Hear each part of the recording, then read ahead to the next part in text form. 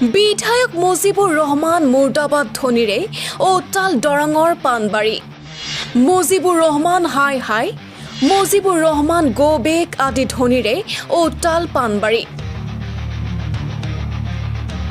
পঞ্চায়ত নিৰ্বাচনৰ প্ৰাক মুহূৰ্তত উত্তাল হৈ পৰিছে দৰং জিলাৰ পাণবাৰী। অৰুণোদয়ৰ আঁচনি কৰ্তন কৰাক লৈ উত্তাল হৈ পৰিছে পাণবাৰী।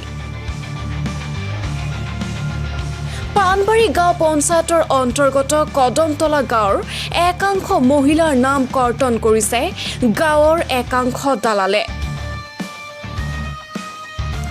গাঁওখনৰ প্ৰায় 52 গৰাকী মহিলাই লাভ কৰি আছিল চৰকাৰৰ অৰুণোদয়ৰ আঁচনি।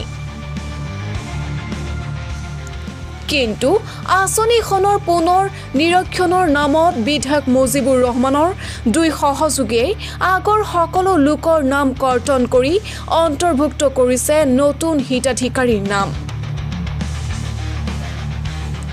যাৰ বাবে ক্ষোভত উত্তাল হৈ পৰিছে পাণবাৰী কদমতলা গাঁৱৰ ৰাইজ। ধ্বনি দিছে দলগাঁও সমষ্টিৰ বিধায়ক মুজিবুৰ ৰহমান হাই হাই আদি শ্লোগান। এই গাঁৱত প্ৰেচিডেণ্টে চিলেকশ্যন কৰিছে, ক'ত দিছে, ধনী মানুহবিলাকক দিছে, আমি দুখীয়া মানুহ আমি গেছোঁ, আমাক নেদেয়। আমি কৈছোঁ যে আমাৰ নামটো কিয় নিদিলে, কিয় কাটি দিলে?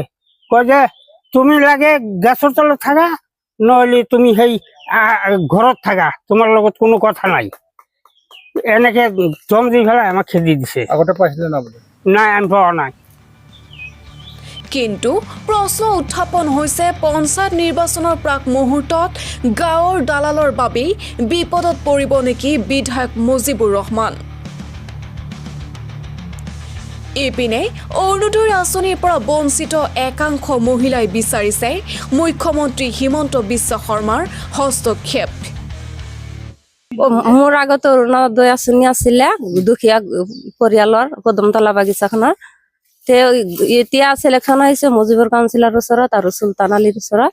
এতিয়া দুখীয়া বিলাকৰ কাটি দি ধনী বিলাকৰ দি দিছে। বিল্ডিং থকা মাটি সম্পত্তি থকা এইবিলাকৰ দি দিছে, আমাৰ দুখীয়া মানুহ বিলাক কাটি দিছে। কাৰোবাৰ ল'ৰা ছোৱালী স্কুলত দি আছে, পঢ়িব নোৱাৰে, কিতাপ কানি আনিব দিব নালাগে, নাপায়, এইবিলাকক পঢ়াই আছিলে, এইবিলাকৰ নাম কাটি দিছে, মোৰ নামটো কাটি দিছে। আৰু দুখীয়া ঘৰ যিবিলাক বিচনাত পৰি আছে, পেৰালাইজ হৈ আছে, কি একো খাব নোৱাৰে, একো কিছু কামত যাব নোৱাৰে, সেইবিলাকক দিয়া নাই। এতিয়া কাটি কাটি ধনী মানুহ বিলাকক দি দিছে। কিমান কাটিছে আপোনালোকৰ? কিমান মানুহ কাটিছে? 50-52 জন মান হ'ব। এইখিনি খান কাটি দিছে। পুৰণি বিলাক কাটি দিছে। কি আহ্বান জনাব চৰকাৰ? এতিয়া হিমন্ত ছাৰৰ ওচৰত এতিয়া আহ্বান জনাইছে যে মোৰ ন্যায় বিচাৰ লাগে, আমাৰ দুখীয়া পৰিয়ালবিলাকৰ ন্যায় বিচাৰ লাগে। News desk report, Kalaigaon live.